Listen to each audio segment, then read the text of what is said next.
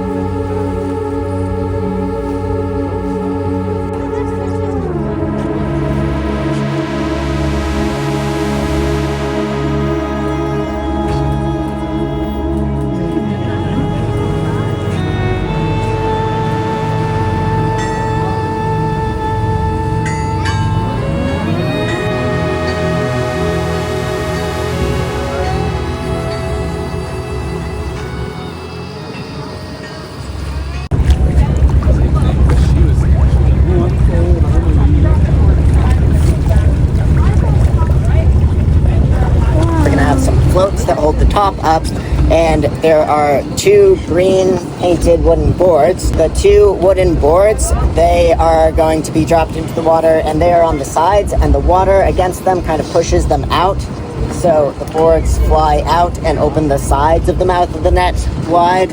And those are actually why it's called an otter trawl, because the boards floating through the water kind of look like otters swimming through the water. It's gonna run out and go down into the water, catch some fish, maybe some crabs. Anyone have any guesses what they think we will catch today?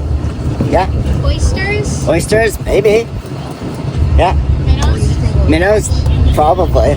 Let's get some. Bass? Bass, maybe. After you got some good guesses, let's get 5 volunteers and we can start getting them lined up. All right. Go, we're almost there. There you go. There's that clip. Alright, I have to go help Lexi. On the troll line, hold! Troll line, drop the line! Oh, yeah. Excellent. All right, now let's see this. I don't know. Let's make sure we get that buoy up the heavy. Yeah. Whatever. There's no room on that one.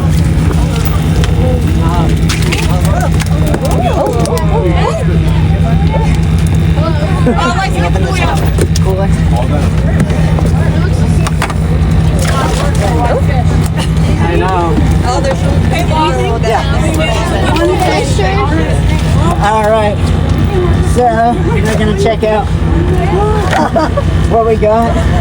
I'm gonna have you all move yourselves back onto the port side a little bit. All the way.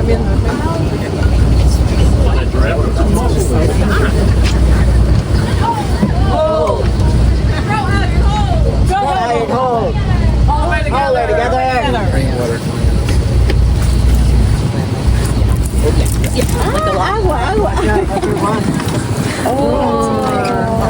Past days, so I'm happy that it's still awesome.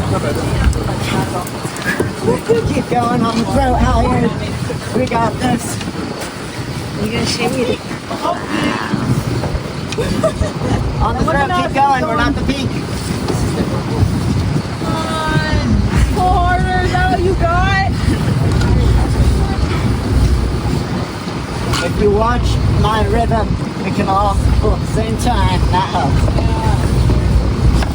Oh yeah, that's fun. Yeah.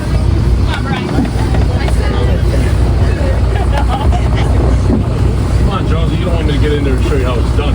Go. All right, cool. All right, on the throat. Let's get some big ones in. So I'm gonna say heave. You're gonna say ho and pull as hard as you can. All right. Heave. Ho. Heave. Ho. Heave. Ho. Heave. Ho. Heave. Ho. Heave. Ho. Heave. Ho. Heave. Ho. Heave. Ho. Heave. Ho. Heave. Ho. Heave. Ho. Come on. We can do it. All right. Really, really big ones this time. Like we really, really want this sail up. All right. Heave. Ho. Heave. Ho. Heave. Ho. Heave. Ho. Heave. Ho. Let me get one hand. Ho. All right.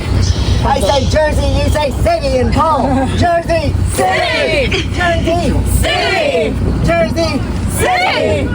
Well, road, get in and hold. All right, hold that line right where it is. Alright, on your feet, all the way. Throw all the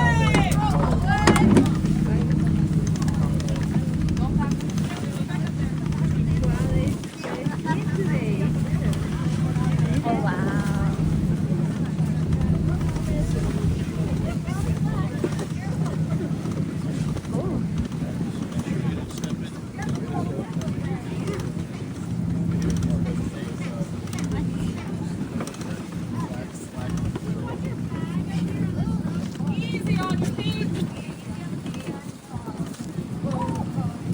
Hold, Pete.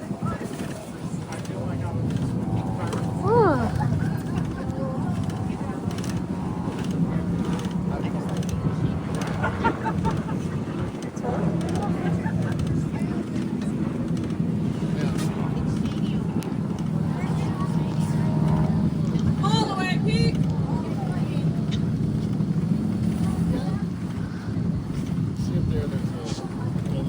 Hold, Pete.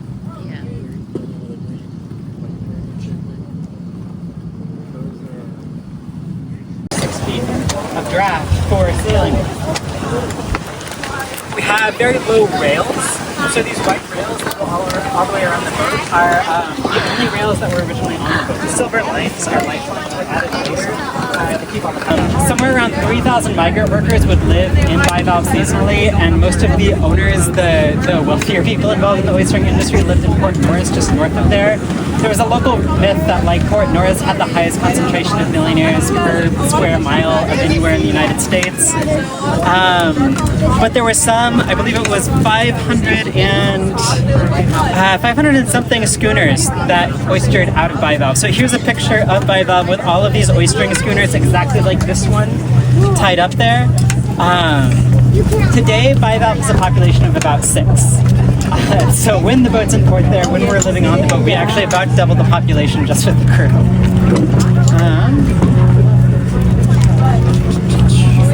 Alright. And here is a photo of what you might think are workers on the boat, but in fact, if you look closely, they're wearing pretty nice clothes, smoking a cigar, and also mostly fairly wealthy-looking white men, which were not certainly the workers on board. This was a stage photo with, I believe, several of the owners of boats in the oystering industry. So they're not the workers, but it does show an oyster dredge.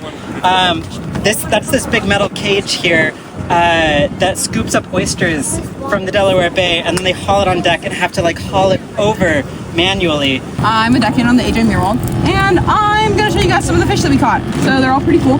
We caught some jellyfish. We caught a seahorse. Oh, but that one. The seahorse is not very happy. I think that it was probably dead when we caught it. But yeah, it's a spiny seahorse. It's kind of cool. Usually you don't see them in, like, most people haven't seen a seahorse in the wild, only in like an aquarium or something. So it's kind of cool that we caught one. And he was hiding in the net because he got all caught up in it because it's spiny, so it has all these little spikes. That's pretty cool. What is that? I can't take it. It's a seahorse? Oh, I love seahorse.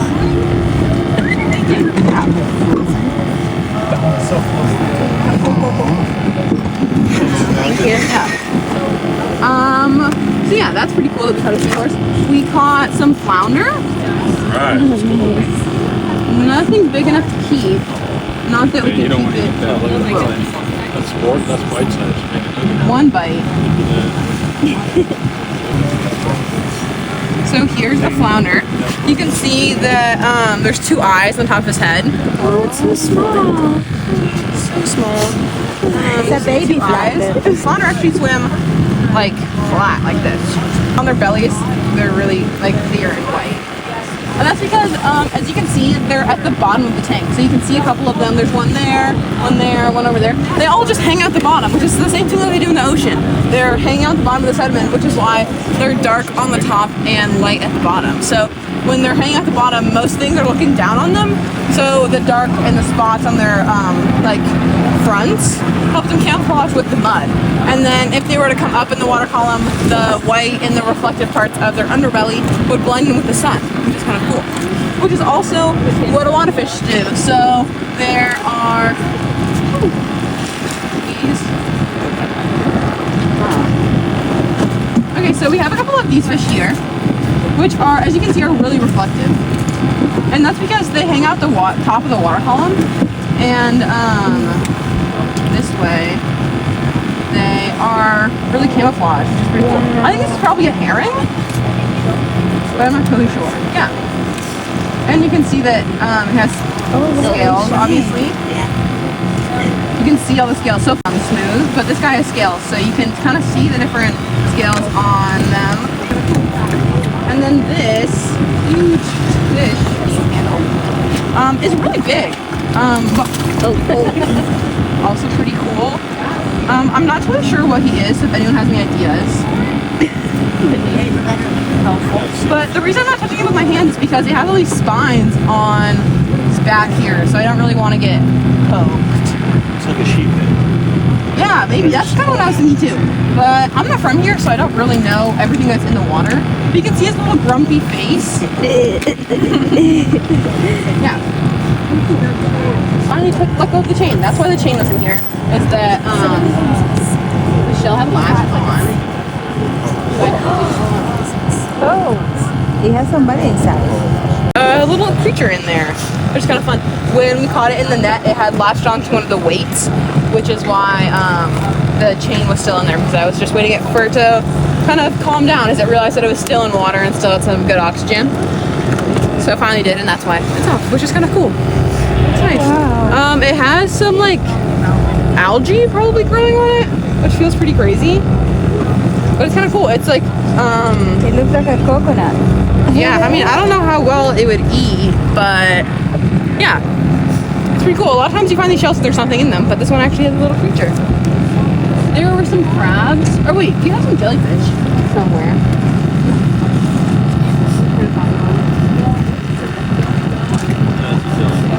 The kind of jellyfish here, at least right now, are called comb jellies, and so they don't actually sting you. They don't have tentacles. But oh, they're really hard to see because, as you can see, they're just clear. But they have, if you look really carefully, you can see there's like little lines on them, and that's actually their nervous system. And so, if you've ever been to an aquarium and you see those jellyfish that light up along those like lines, that's actually comb jellies. Good job. See if that comes up.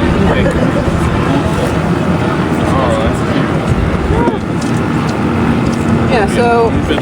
I'm gonna grab him, buddy. Actually picked up one. No, I'm okay, thank you, Mom. Actually, yeah, here's a little tiny crab. Would you like to weigh Oh, yeah. Oh, it's so tiny. It's a baby. I think it's probably a blue crab. Oh, how cute. Is it a blue crab? Yeah, I think so. Right. Okay, we'll just leave him here.